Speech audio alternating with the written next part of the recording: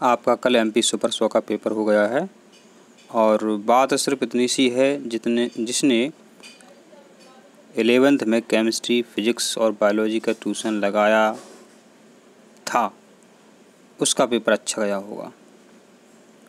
ठीक है, तो समझ गए आप कि ट्यूशन लगाना क्यों ज़रूरी होता है। क्योंकि आप YouTube पर वीडियो देखते हो, अब जब टीचर आपको पढ़ाते हैं शुरू से तो आप रुचि नहीं लेते, टीचर कोई वीडियो बनाने में मन नहीं लगता है। हमने लास्ट में वीडियो बनाए हैं मात्र 3 दिन पहले, तो 3 दिन पहले के हिसाब से देखा जाए तो बहुत क्वेश्चन फंसे हुए हैं। ठीक है, तो चलो देख लेते हैं आपके पेपर में कौन कौन से क्वेश्चन आए थे। आपसे पहले पूछा था कि वह तत्व जो अपनी मूल अवस्था में पाया जाता है, तो इसका तो बहुत सरल उत्तर था। देखो, आपका प्लेटिनम होता है और आपका देखो सोना होता है। ये मूल अवस्था में पाए जाते हैं, माने स्वतंत्र अवस्था में पाए जाते हैं। इनका शुद्धिकरण बहुत कम होता है, ये अधिकतर शुद्ध ही मिलते हैं अपने मतलब अपने मूल अवस्था में होते, जैसे होते तैसे ही मिलते हैं। ठीक है, प्लेटिनम और सोना है। फिर आपसे पूछा था केमिस्ट्री में कि उपधातु है, धातु, अधातु, उपधातु। ठीक है, तो उपधातु आपसे पूछी थी तो आपने इसका उत्तर भी सही किया होगा, जर्मेनियम। जर्मेनियम आपने उत्तर सही किया होगा। ठीक है, क्योंकि टिन धातु होता है, सल्फर भी धातु होती है, कार्बन भी धातु होती है, लेकिन उपधातु पूछी है तो जर्मेनियम सही है। जर्मेनियम के अलावा देखो, आप पता है पर साल के अब अगले साल पूछेंगे वो आर्सेनिक पूछेंगे आपसे। आर्सेनिक उपधातु होती है, इम्पोर्टेंट है, 2 ही पूछते रहते हैं लोग। बोरॉन है, सिलिकन है। ठीक है, ये होती हैं। तो स्टेनलेस स्टील, ये तो हमने कई बार बताया। जो क्वेश्चन अभी आ रहे हैं वो तो हमने आपको सब बताए हैं। लोहा, क्रोमियम, निकल से स्टेनलेस स्टील मिश्र धातु है जो बनी होती है। और ये भी तो हमने बताया है कि कौन सी अधातु है खाने के पदार्थों के संरक्षण में काम में आती है। कौन नहीं जानता इसका उत्तर, कौन नहीं जानता इसका उत्तर। नाइट्रोजन, विकृत गंधिता, सभी छात्र इसका उत्तर जानते थे। अब जो अभी आ रहे हैं वो तो सब आपने हल किए हैं। अब जो है हैलोजन समूह में, ठीक है, हैलोजन समूह होते हैं 17 वाले। कितने होते हैं? 17 वाले। फ्लोरीन है, क्लोरीन है, ब्रोमीन है, आयोडीन है, एस्टिटिन है। पूछ रहा है कि सबसे कम ऋणात्मक विद्युतता किसकी होती है।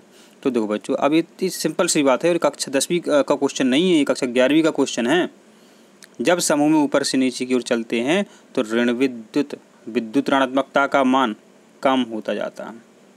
अब कम होता जाता है तो कम किसकी है? आपको तत्व, अब बात यही तो है। हम हमेशा कहते तत्व आप समूह में याद करो, ऊपर से नीचे की ओर याद करो। Fluorine, chlorine, bromine, iodine. तो यहाँ आयोडीन आया तो इसकी सबसे कम विद्युत ऋणात्मकता होती है। और पूरी आवर्त सारणी में 118 तत्व जो हैं, पूछी जाए सबसे अधिक ऋण विद्युतता किस तत्व की होती है, तो फ्लोरीन की होती है पूरी आवर्त सारणी में। लेकिन सिर्फ समूह में पूछी है सबसे कम, तो आपका उत्तर इसमें क्या है? आयोडीन सही है।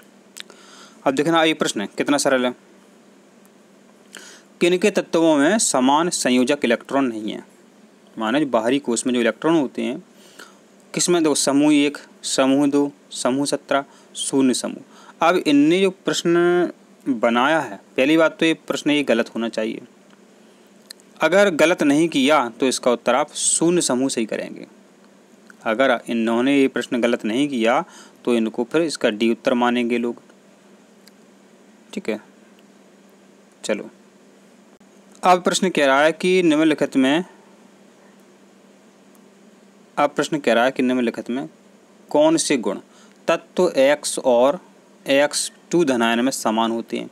माने कोई तत्व आपका A है और कोई तत्व आपका A है। ठीक है, अब A धनायन 2 हो गया, तो समान किस में होंगे? तो आकार में समान होंगे। तो आकार में समान तो देखो नहीं है, क्योंकि इसका आकार जो है छोटा हो जाएगा, आकार में समान नहीं है। नाभिक, जब देखो जब इलेक्ट्रॉन निकल गए तो आवेश तो गड़बड़ हो गया, तो नाभिकीय आवेश में समान नहीं है। जब इलेक्ट्रॉन निकल गए तो आयनीकरण ऊर्जा भी बदल जाएगी, क्योंकि बाहरी कोश से इलेक्ट्रॉन निकालते हैं आयनीकरण में। आयनन ऊर्जा वो ऊर्जा होती है जिसमें बाहरी कोश से इलेक्ट्रॉन निकालते हैं। कक्षा 11 में आपके टीचर ने आपको पढ़ाया होगा। ठीक है, अब क्या है कि समान होंगे तो वो रंग में समान होंगे, बाकी तीनों में अलग होंगे। ये पेपर बहुत सरल है। अब क्या है, पेपर इसलिए सरल है कि कक्षा 11वीं में आपके टीचर ने आपको जो भी पढ़ाया होगा वो सब कुछ फंसा होगा, सब कुछ फंसा होगा। एक भी प्रश्न ऐसा नहीं होगा आपको समझ में नहीं आ रहा होगा। ये सब कक्षा 11 की चीज़ें हैं। फिर पूछा किसी आवर्त सारणी में बाएं से दाएं तरफ चलते, माने आवर्त सारणी होती है 1 से लेकर के 18 तत्व होते हैं, बाएं से दाएं तरफ चल रहे हैं, तो क्या होता है। देखो, परमाणु भार बढ़ता है, बिल्कुल सही है, परमाणु क्रमांक बढ़ रहे हैं। धातु प्रकृति घटती, बिल्कुल सही है। आवर्त सारणी में बाएं तरफ जो है धातुएं होती हैं और दाएं तरफ अधातुएं होती हैं जो ऋणात्मक होती हैं। तो धातु प्रकृति घटती है क्योंकि धातु से वो अधातु आ जाते हैं दाहिनी तरफ। परमाणु का आयतन घटता है। तो आवर्त सारणी में बाएं से दाएं तरफ चलते हैं बच्चों तो परमाणु का आकार घटता है। ये कक्षा 11 में आपके टीचर ने घूर घूर के आपको पिलाया होगा। तो मतलब फिर इसका उत्तर क्या सही निकलेगा आपका, उपरोक्त सभी। अब जो बच्चे NTSC का वो सुपर एग्जाम अगले साल देंगे या अभी से आप सोचेंगे, बच्चों अभी जो नए छात्र इस वीडियो को देख रहे हैं अभी से तैयारी करना आप, क्योंकि परीक्षा बहुत बड़ी है, बहुत अच्छी परीक्षा है। और इसके लिए आपको क्या है, 10वीं पास करने के तुरंत बाद आपको 11वीं का ट्यूशन जरूर लगाना है। अब पूछ रहा है कि धातुएं हाइड्रोजन सामान्यता होते हैं, तो धातुएं देखो, धातुएं में विद्युत धनात्मक होती हैं और हाइड्रोजन भी विद्युत धनात्मक होता है। ठीक है, तो पहला तो ये सही है और दूसरा ये गलत है आपका। तो माने इस तरह से देखा जाए तो धातुएं और हाइड्रोजन जो है विद्युत धनात्मकता प्रदर्शित करती हैं। ठीक है, तो पेपर तो बहुत सरल है, बस वो 11वीं का आया है। कौन सा तत्व तीव्रता से ऋणायन बनाता है।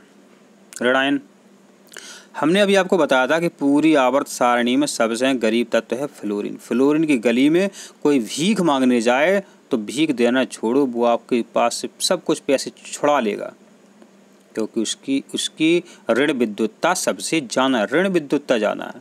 तो जो फ्लोरीन है आपकी, क्लोरीन है, ब्रोमीन है, आयोडीन है, एस्टेटिन है, तो जो पूरी आवर्त सारणी में फ्लोरीन की विद्युत ऋणात्मकता का है या ऋण विद्युतता का सबसे ज़्यादा है। ये बहुत गरीब होता है, ये आपसे कर्ज लेगा ही, आपसे रुपए ज़बरदस्ती छुड़ा लेगा ये। तो कौन सा तत्व तीव्रता से ऋणायन बनाता है, माने ऋण आवेश आ जाता है।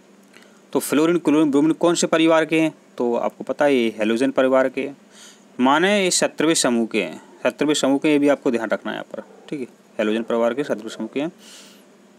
अगला जो प्रश्न है कि अनुलग्न प्रत्यय जो एल्डिहाइड का नाम, ये तो बहुत सरल है, आपने बिल्कुल इसको सही किया होगा, इस पर आपने अल लगाया होगा।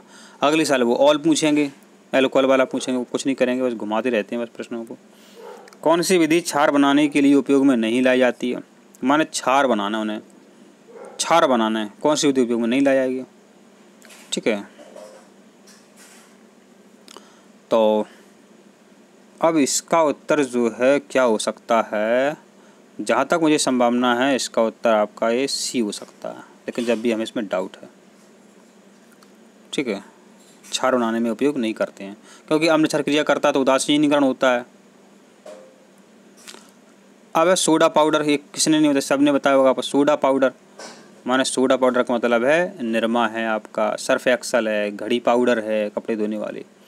तो धोने का जो सोडा होता है, कपड़े धोने का जो सोडा होता है वो सोडा पाउडर है। दुकान पर चले जाने कह देना सोडा दे दो, अभी दे देगा कपड़ा धोने वाला सोडा। लेकिन कई छात्र इसको भी गलत कराए होंगे, अब उसको क्या कर सकते हैं अपन। एक्वा रेजिया क्या है, इसको तो कई बार आपके टीचर ने बताया, हमने भी आपको इसको कई बार बताया। एक्वा रेजिया क्या है बच्चों, 3 भाग होता है आपका HCl और 1 भाग होता है सांद्र नाइट्रिक अम्ल। तो 3 HCl कहाँ लिखे हैं, 3:1 अनुपात होना चाहिए। पहले ही में देख लो, ये लिखा है पहले में आपका, पहले में ही आपका लिखा है 3 भाग HCl और 1 भाग सांद्र नाइट्रिक अम्ल। ठीक है, और सांद्र होना चाहिए, जो घोल है जो सांद्र होना चाहिए, आपको ध्यान रखना। अब है कि KNO3 के संतृप्त विलयन का उपयोग लवण सेतु में करते हैं, तो इसलिए करते हैं बच्चों कि पोटेशियम आयन का जो वेग है नाइट्रेट आयन से अधिक होता है। पोटेशियम आयन का जो वेग है वो नाइट्रेट आयन से अधिक होता है। अब है ऋणायन बनाने की प्रवृत्ति किसमें होती है, ऋणायन बनाने की। अब बताओ, घुमाते नहीं है, ऋणायन बनाने की बात कर रहे थे, फ्लोरीन होता कि नहीं होता उत्तर। अब बच्चों बताओ फ्लोरीन किस विकल्प में, किस ऑप्शन में, आपने तुरंत देख लिया डी विकल्प में है, तो आपने डी इसका उत्तर इसका सही कर दिया होगा। मतलब पेपर तो सरल आया, मतलब अब क्या बताएं, जिसको केमिस्ट्री नहीं आती है, 11वीं की नहीं आती, देखो अब जिसका सिलेक्शन नहीं होगा तो नीट में ऐसे ही क्वेश्चन आते हैं। अब जब नीट का एग्ज़ाम देंगे तो या जी मेंस का एग्ज़ाम देंगे, ऐसे ही क्वेश्चन आते हैं। जिसको केमिस्ट्री नहीं आती है वो कमेंट जरूर करें, उनके लिए हम बिल्कुल फुल A to Z बिल्कुल क्रम से केमिस्ट्री उनको समझा देंगे, फिर आपकी सारी समस्याएं दूर हो जाएंगी। तो टाइम भी तो चाहिए, मेन चीज़ टाइम। आप कहोगे 2-3 दिन में क्या कर सकता है टीचर, ठीक है। अब जो आपका प्रश्न है कि क्षारीय मृदा धातुओं की तुलना में क्षार धातुएं होती हैं, तो आवर्त सारणी का जो पहला समूह है उसमें क्षार धातुएं होती हैं। आवर्त सारणी का दूसरा समूह है उसमें क्षार मृदा धातुएं होती हैं, ठीक है। अब पूछ रहा कि क्षार जो मृदा धातुएं हैं इनकी तुलना में क्षार धातुएं कैसी होती हैं? तो ये होती है निम्न आयनन ऊर्जा। इसका उत्तर क्या है? निम्न आयनन ऊर्जा। समझो बात, देखो बच्चों क्या है, जब आवर्त सारणी में हम बाएं से दाएं तरफ चलते हैं तो आनन ऊर्जा का मान घटता है। आनन ऊर्जा का मान जो है क्या होता है? घटता है। माने पहले समूह की आनन ऊर्जा जो है, नहीं घटता नहीं है, गलत बोल गए हम। जब हम बाएं से दाएं तरफ चलते हैं तो आनन ऊर्जा का मान में वृद्धि होती है, क्योंकि परमाणु का आकार छोटा हो जाता है बाएं से दाएं तरफ। जब सिंपल सी बात है, परमाणु का आकार छोटा होता है तो आनन ऊर्जा घटती है। इसको ऐसे समझ लो, देखो हम पूरी केमिस्ट्री या सब वैसा बात में समझाते हो। तो आनन आकार छोटा है, आपका परिवार छोटा है, तो आपके घर को कोई तोड़ नहीं सकता, आपके घर से कोई आयन चुरा नहीं सकता। जब आकार बड़ा होता है तो घर में फूट हो जाती है। इसी तरह आवर्त सारणी में बाएं से दाएं तरफ चलती है तो आकार छोटा हो गया तो आनन ऊर्जा उसकी ज़्यादा होगी, वो आनन देगा ही नहीं। बहुत आनन ऊर्जा चाहिए उसको, मतलब बहुत तुम्हें ताकत लगानी पड़ेगी उसके घर को तोड़ने के लिए। तो बाएं से दाएं तरफ आनन ऊर्जा जो है बढ़ती है, आनन ऊर्जा बढ़ती है, तुम्हारा बाएं तरफ घटती है। तो क्षार धातु प्रदर्शित करती है कैसी? निम्न आयनन ऊर्जा, क्योंकि बाएं तरफ निम्न होती है पर दाएं तरफ चलती हैं तो उच्च उच्च उच्च ऐसे होती जाती है, ठीक है। तो आशा करते हैं आपके उत्तर समझ में आ गया है। अगला प्रश्न जो है कि जब परमाणु प्रबल विद्युत क्षेत्र में रखा जाता है तो स्पेक्ट्रम लाइन का व्यक्तिकरण स्पेक्ट्रम क्या होता है? तो इसका उत्तर क्या है? इसका उत्तर क्या है आपका? जीवन प्रवाह है। इसका उत्तर आपका जीवन प्रवाह है। ये बहुत आपका सरल प्रश्न था। अब आपसे क्या पूछा था कि कौन सा अभिकर्मक एथिलीन से एसिटिलीन में विभेद करता है? तो अमोनियामय क्यूप्रस क्लोराइड। अमोनियामय क्यूप्रस क्लोराइड जो होता है तो सी क्यूप्रस क्लोराइड CuCl2 ऐसा कुछ है। तो अमोनिया युक्त क्यूप्रस क्लोराइड होता है वो एथिलीन को एसिटिलीन से अलग करता, विभेद करता, पहचानता है, अलग करता, ठीक है। अगला प्रश्न है आपका सीवेज जल में उपस्थित सेलुलर पदार्थ के जीवाणु अपघटन से क्या प्राप्त होता है? तो बच्चों क्या है इसका उत्तर? क्या आपका मीथेन गैस प्राप्त होती है।